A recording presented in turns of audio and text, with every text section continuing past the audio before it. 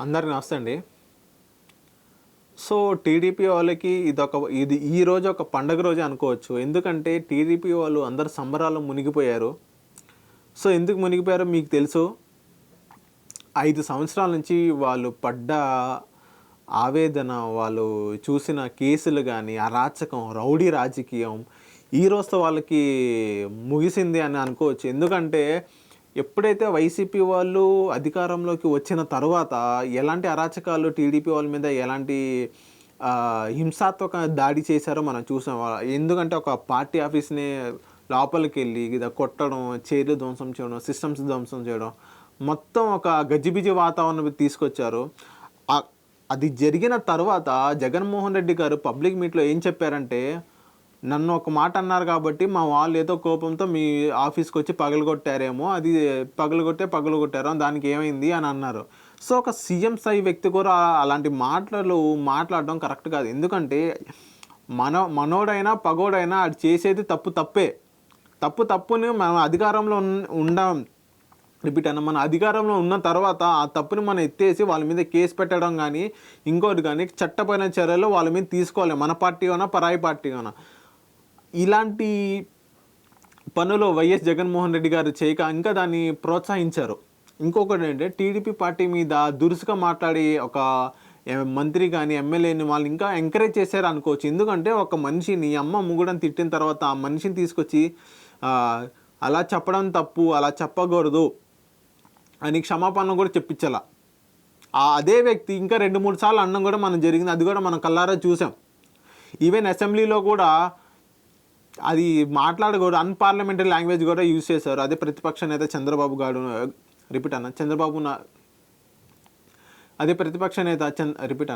ప్రతిపక్ష నేత చంద్రబాబు నాయుడు గారి గురించి కూడా దురుసుగా మాట్లాడారు. ఏదైనా అన్‌పార్లమెంటరీ లాంగ్వేజ్ యూజ్ చేశారు అదే అసెంబ్లీలో. ఈవెన్ తమ్మినేని గారు కూడా అక్కడ ప్రస్తుత స్పీకర్ ఉన్న ఆయన కూడా ఏం మందలించలే, ఏదైతే కొడాలి నాని గారు యూజ్ చేస్తున్న భాష కానీ. సో, ఇవన్నీ అరాచకాలు విన్న తర్వాత ఇంకోటి ఏంటంటే అమరావతి రైతులు చేసిన వాళ్ళ కష్టం ఇప్పుడు ఫలించింది. ఎప్పుడైతే అప్పుడు జగన్మోహన్ రెడ్డి గారు 2014 నుంచి 19 ఉన్న జగన్మోహన్ రెడ్డి గారు, అప్పుడు ప్రతిపక్ష నేతగా ఉన్న జగన్మోహన్ రెడ్డి గారు రాజధాని ఇక్కడ పెట్టడం నాకు సానుకూలమే, నేను స్వాగతిస్తానని చెప్పి మళ్ళీ ఎప్పుడైతే పవర్లోకి వచ్చిన తర్వాత 3 రాజధానులను పెట్టారు. అక్కడ అమరావతి రైతులు ఏమవ్వాలి? వేలకు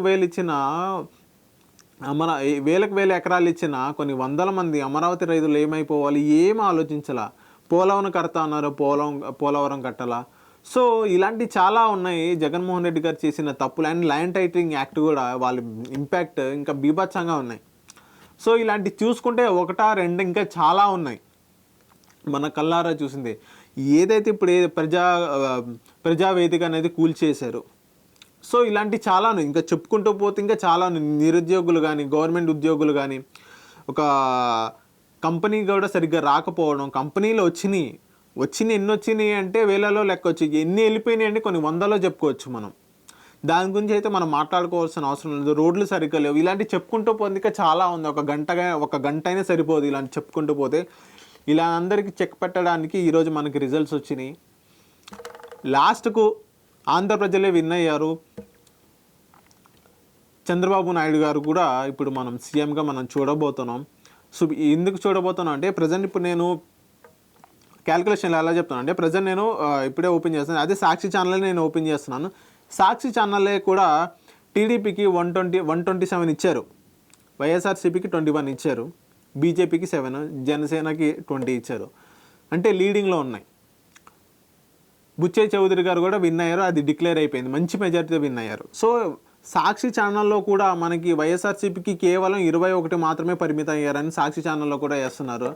సో, దీన్ని బట్టి మనం చూడొచ్చు వైఎస్ఆర్సీపీకి అన్ని సీట్లు రావడం అనేది చాలా తక్కువ. అన్ని సీట్లు రాకూడదు, ఇంకా ఎక్కువ రావాలి. అన్ని సీట్లు వచ్చినాయంటే వాళ్ళు చేసిన అరాచకాలు ఎలా ఉన్నాయో మీరే ఆలోచించండి. ప్రజలు ఎలా తిరుగుబడ్డారో మీరే ఆలోచించండి.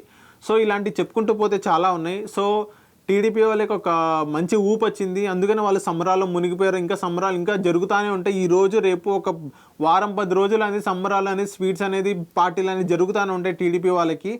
సో ఇది ఒక మంచి సూచన అనుకోవచ్చు టీడీపీ వాళ్ళకి. ఎందుకంటే వాళ్ళు చెప్పాను కదా, ఇదే రీజన్స్. ఒక 5 సంవత్సరాలు వాళ్ళు ఎలాంటి అరాచకం చూశారు, ఇప్పుడు వాళ్ళందరికీ ముక్తి కలిగినట్టే ఒక మంచి పరిపాలన మనం చూడబోతున్నాం రానున్న ఒక 5 సంవత్సరాల్లో.